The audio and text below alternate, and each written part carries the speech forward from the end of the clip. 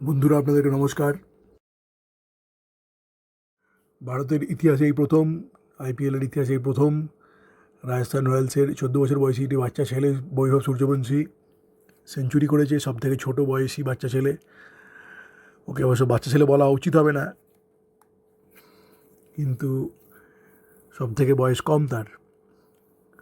তাহলে উদ্বোধনী ম্যাচে সূর্যবংশী মাত্র 35 বলে তার প্রথম আইপিএল সেঞ্চুরি করেন। 35 বলে সেঞ্চুরি, ভাবা যায়? এখন লিগে দ্বিতীয় দ্রুততম। 2013 সালে ক্রিস গেলস করেছিল 30 বলে।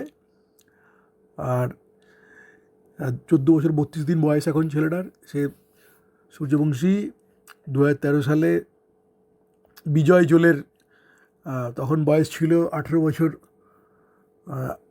118 দিন, তার রেকর্ড ভেঙে রেকর্ড ভেঙে ফেলেছে আজকে। টি20তে সেঞ্চুরি করা সব থেকে বয়স কম ছেলের।